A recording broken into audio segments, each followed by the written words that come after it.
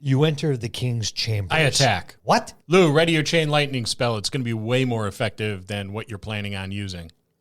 I wasn't planning. That's the problem. You never plan. Lucky you have me at the table. We talked about things players do that DMs hate. Then we talked about things DMs do that players hate. Now, let's talk 5 things players do that other players hate this week on the Dungeon Masters Dojo.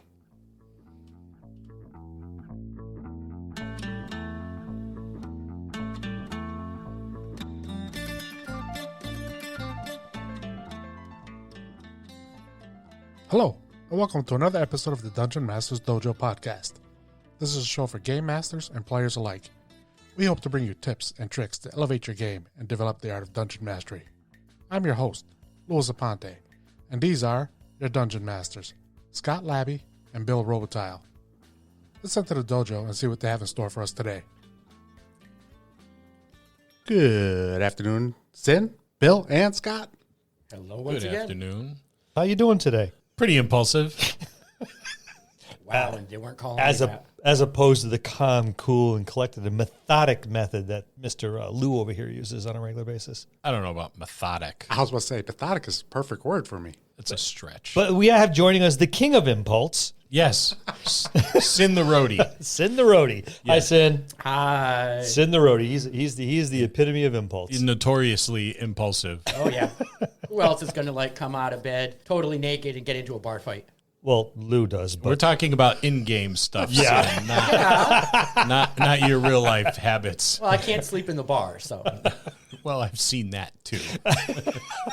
So we're talking about 5 things players do that other players hate. We're doing this because our listeners said, what about things that players do that other players hate? So we decided we were going to do an episode on that because we can take a hint. thank you for the input from our listeners out there, or our following. We have more than 4 people. We can call it a following, right? Yeah, there's, I think, 5 Awesome. now, Maybe even 6. not counting our parents. Yeah. Well, yeah. They just click on it and then walk away and go do the laundry or Yeah. something like that. But Those silly boys. There are some universally annoying things that players do that other players just cannot stand. I think we've all experienced that in our gaming career. yeah. It's a long list, it's huge. and we could go for several episodes on this. Let's start small with the things the 3 of us, or the 4 of us, I should say, really can't stand. I'm amazed you cut it down to 5. This is just the beginning. Oh, yeah. So let's jump right into it. Table captaining. God, table captaining. Those players that know your character Better than you better know than yourself. you do. They cannot help but coach you along because no matter what it is that you're doing, it's wrong. That's because it doesn't fit their plans. Right. Yeah, it's not what I would do. So obviously you're picking the wrong thing. And that is a big disruption on the gaming table because players have, in many cases, carefully laid out their next move. Then you have someone that's paying more attention to what you're doing than what they're doing, as exemplified in the teaser. Thank you, Cal. No, Cal doesn't do that. Well, he's impulsive, but he doesn't stomp on people. So No, because that character, he does not. he doesn't a lot of He planning. doesn't think. It's pretty cut and dry. Yes, We gonna kill it? Okay. I'm We're gonna not go kill it now. Why not? you should wait, but we should kill it now so we don't have to wait. Yeah, no need to procrastinate. And then he's rage.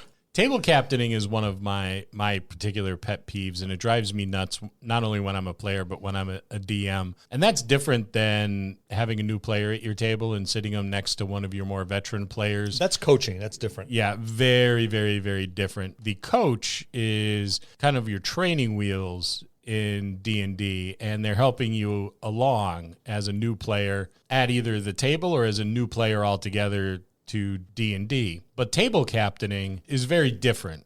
Very different because you have one person trying to control everyone else's characters instead of letting them do so themselves. And like I said, their next move may be planned out and it may not be the one that you would do, but that is more often than not the first of several steps. They didn't plan out their next move, they planned out their next 4. And this is only the first that's going to culminate into something awesome, amazing, and you have to let it unfold. And you can't have a player say, no, you use this instead. It'd be much better. Yeah, and a lot of times I think what they're doing when they're table captaining is they're trying to get other players to set them up for an epic moment. They're stealing the spotlight. Yes. And that's just not cool because the spotlight needs to shine at every one of the players on the table. See, I took this as, at least the way I read it, is we're all, we're meeting with Bill. He gives us our session 0, and Scott's trying to tell us what to play as character. That's how I interpreted it. Well, that's It the can start be. of it, and Yeah. it can Yeah. be. It can be. That's when you get someone say, "Oh no, you should play this and you should play that." That's going to be your table captain, and that's where the game master needs to recognize it right away. Going, time out. Let's have a conversation. Yeah, nip it in the bud because it'll continue throughout the entirety of your campaign and it'll be like a buzzkill for everybody at the table, including the DM. Yeah, oh, definitely. It sucks the fun out of it because their ideas are the only good ideas, and that's just not true. Well, it also takes away from that player and their character's growth. It's like me when we were playing one session and somebody wanted to see Sin's bow, and Sin graciously handed it over to him. I said, "Sin, don't do that. That's not a good idea. Out of character. That's taken away from the story because that Yes. story developed pretty epically." Yes, it did. It unfolded. It blossomed. Yes. It was a lot of there were a lot of fun moments that came as a result of Well, that blossom had a couple thorns on it, It did. and it was fun to watch. It was very fun, especially from where I was sitting. To the point, you at session 0, maybe you should play this, maybe you should play that. You don't want to get. But if you have a whole table full of new people, and you have one person that's a little bit more skilled, if he's going to coach the table, you got to be careful. That's a fine line. It's super fun. That's a fine line, but it could be helpful. It's like, everyone's going to play a fighter. Okay, who's going to heal? Who's going to cast? Who's going to be the sneaky person? Not a problem You guys, in 5. You guys want to, yeah, true. But you guys might want to try, looking at something else. I mean, I've seen other things you've played, or the things you read, or the characters you play in MMO. You play a lot of those, and all of a sudden you're kind of switching gears. You kind of know what those characters do in your MMO game. Well, this is tabletop. You got to play it different, but you can still play the same style character, and you already kind of know what you need to do. So maybe the game master has to watch carefully, where a more seasoned or even slightly more seasoned player might turn around and go, we might want to mix it up a little bit. And that's kind of coaching, and not necessarily, so the game master needs to make sure it doesn't get out of control, but that could be helpful. Yeah, it's bringing up a good point. There's validity to that. When the table captaining happens, I think it makes your game very vanilla. Yes. Because Because it's all one voice. Right. How Lou plays his fighter and how Sin plays his fighter is going to be different from one another, which, lends to those characters' particular personalities. But if I like to see a well-oiled machine at a table. That's pretty nice to watch. I haven't watched it very frequently. But it is nice to watch. But when the party's a little clunky and doesn't work as smooth with one another, I think it makes for a far more entertaining campaign. Yeah. And I think table captaining and responding to that table captain is going to take a lot from the game. Agreed. A lot from the story, the different personalities at the table behind the characters, and the personalities of the characters themselves. That's something that when I was a player, I had to be careful of, because I was one of the ones that did memorize my character and everyone else at the table. I knew what was on your sheet, and I would try to guess what you were going to do. But I think I was pretty good with not trying to be a table captain, although I would anticipate what I thought they were going to do and set up my reaction to work off of that. But I wasn't telling them to do it to set myself up. Yeah, and there's a difference in that. There is. It was hard sometimes. I'd sit there and cringe, going, I know they had this. Why are they not using this? And I would bite my tongue and not say anything. And it was hard sometimes to do so. In my eyes, at least at the time when I was a little less experienced, I thought I knew better. I could see how that would be an overwhelming urge. Yeah, especially if you were one of those players, and we all know a player like that has pretty much read, digested, and committed to memory pretty much every book from that particular iteration of Dungeons and Dragons, or any role-playing game for that matter. Yeah. It could be Marvel. It could be Boot Hill. It could be anything. If you know it better than everyone else, good for you, but don't impose your will on other people. And that's what it boils down to. Yeah, you miss out on a lot of really epic moments when that happens, and it's a shame. It kind of sucks the fun out of the game. It's like that. I think it comes down to that competitive D&D. Yeah. And you're right. It sucks the fun out and the spontaneity of the mishaps and the epic successes as well as epic fails. Yeah. Because it's like you may you should do this, and they do this, and it works. It works amazingly well. Oh, well, yeah, okay, that worked too. Now they're going to try even harder. How about number 2? As a table captain or anyone else on the table, and someone does something that you don't agree with, insulting them, Insulting the players, the play style.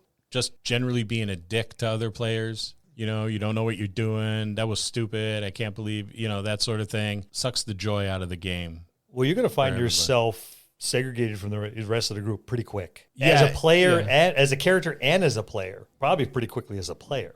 You want to unite a party against a foe. Being that player, you will find party cohesion really, really quick. Yeah, but it won't be the big bad that they're No, ganging up they'll- on, will it? They'll do you in because the other players are going to begin to think, well, that could be me next week, a couple sessions down the road. Eventually, they'll get sick of it. And then if you're that player, you're kind of in trouble. You're painting a target on yourself. You will be the one that doesn't get healed. Get shot in the back a couple of times. Get shot in the back a couple times. Oops, I fumbled. Sorry. You'll see a lot of notes being passed across the table to the DM. Yeah.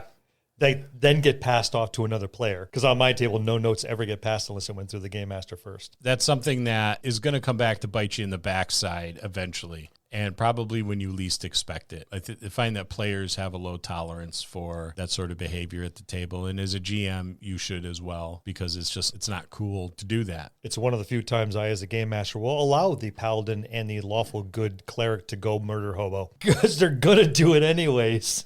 No, and not healing them. I'm just going to all out just take them down. You're to the detriment of the party, and the good of the many outweigh the good of the one. Yeah, and what does it do? Really? I mean, what is the purpose of behavior of that type? Is it to make you feel like you're a more competent player, or your character contributes more to the party than the others? Because if that's what it is, I can assure you, you're not that player, you're not that character, you're not that one that is the most important or the most competent.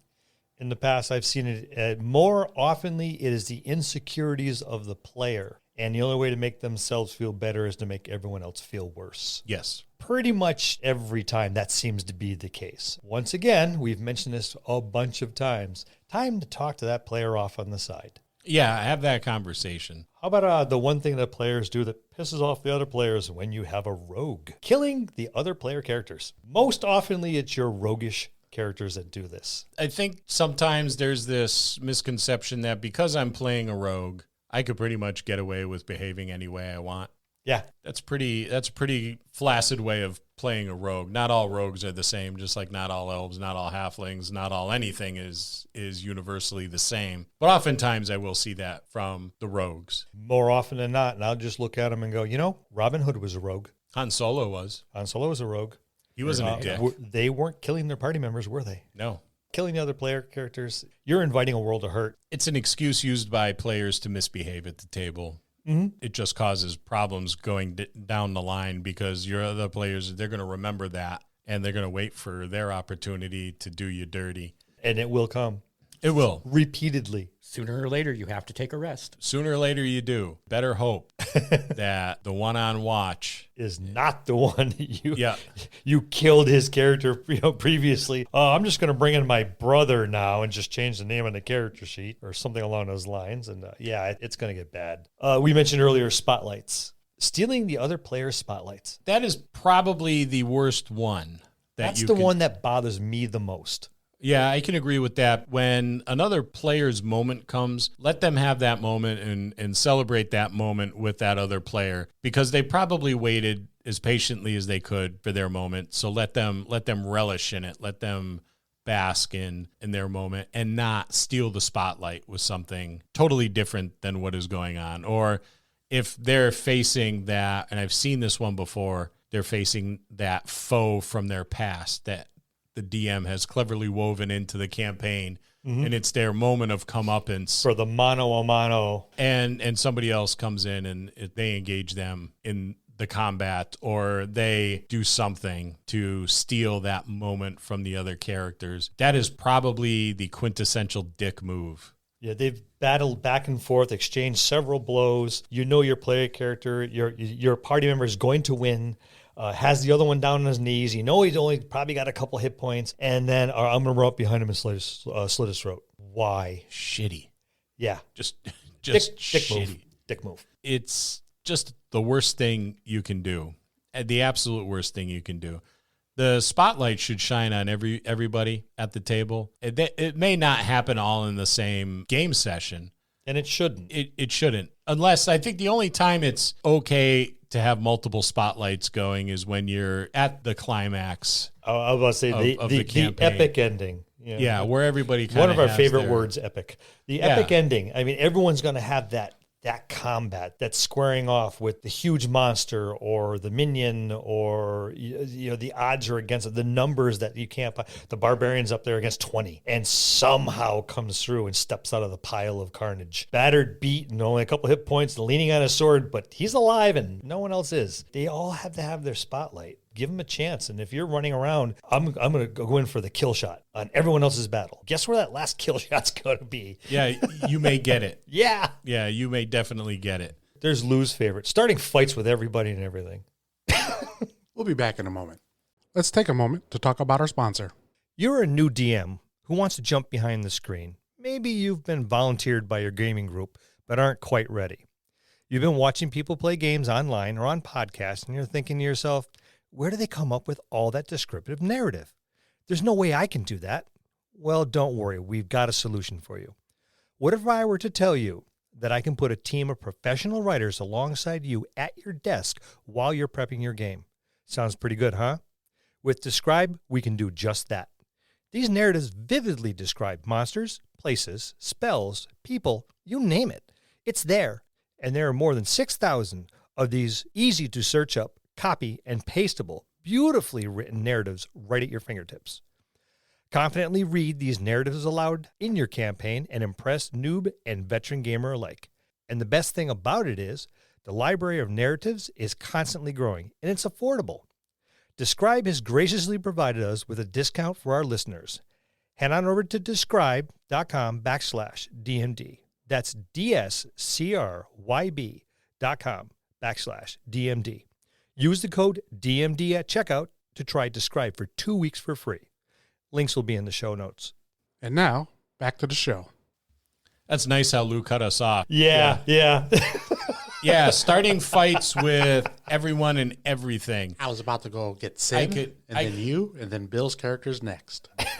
I can think of a couple moments that stand out. Actually, I can think of multiple moments that stand out, but we don't have a lot of time. I can think of a certain banquet where Lou's character shot the son of the orc chieftain in the face after his gnome ran down the banquet table, which is probably poor manners, and shot him in the face. Now, to Lou's defense, and I can't Really, believe is there I'm saying this. He was challenged. Now, granted, he wasn't challenged to combat at the dinner table, but he was challenged, and he accepted and decided to enact on that challenge at that very moment. I don't believe it was a challenge to the death, which a shot to the face definitely induced death in this situation. There was no stipulations. Because he had his mouth full of dessert. He didn't give him a chance to say anything else. He had a mouthful of lemon meringue pie or something. Yeah, geez. Orcs love lemon meringue pie. It's all about the pucker.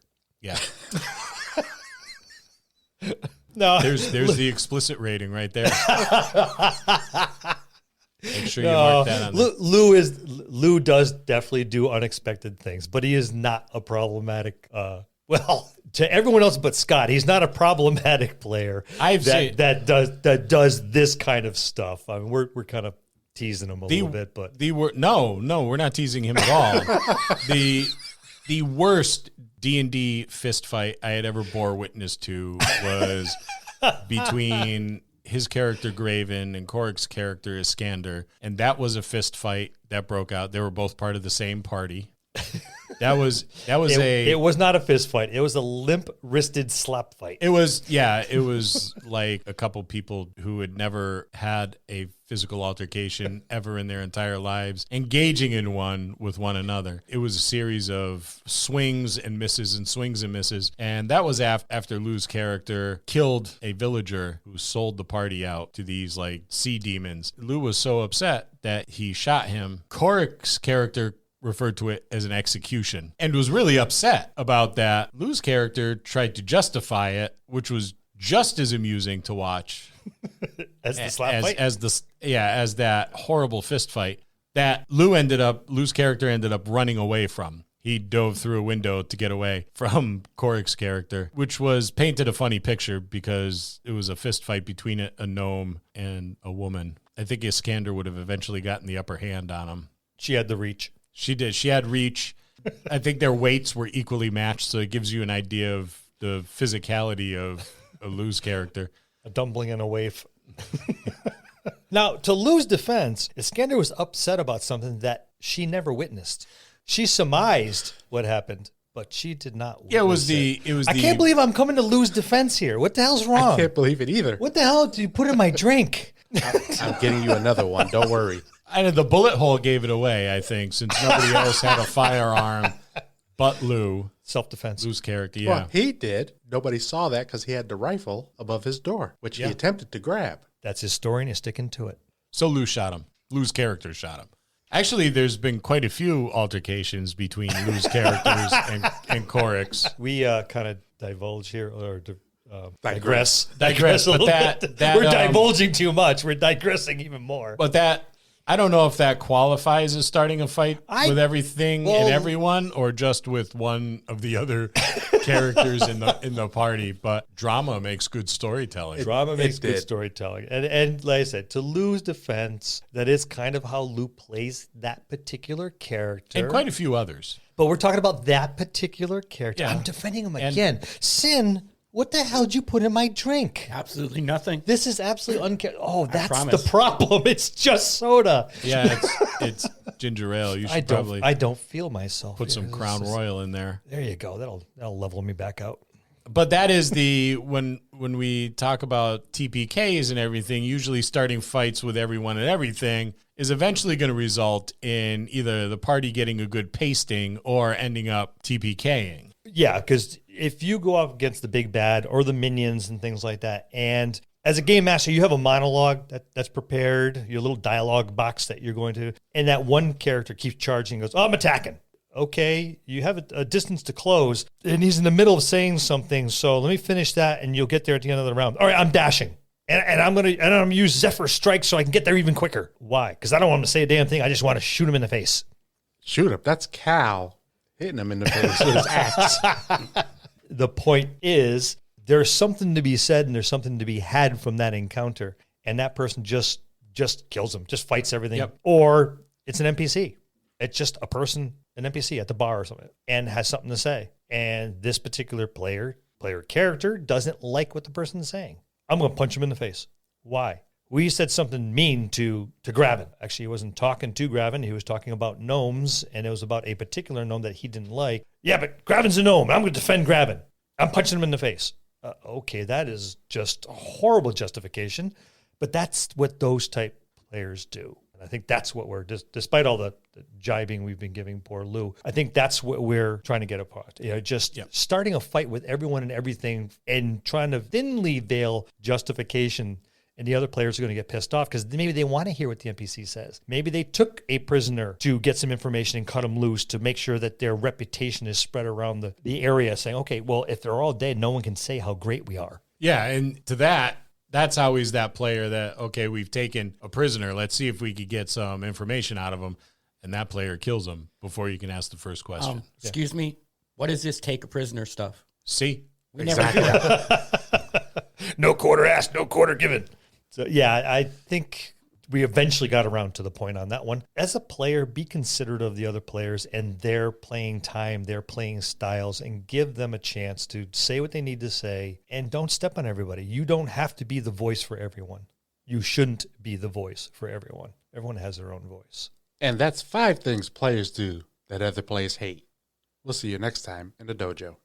That's going to conclude this episode. Thanks for tuning in and listening. Please subscribe to the podcast for more great content. If you'd like to hear a particular topic, you can reach us on Facebook at the Dungeon Masters Dojo, or you can drop us an email at thedungeonmastersdojo@gmail.com. Thank you, and have a good day.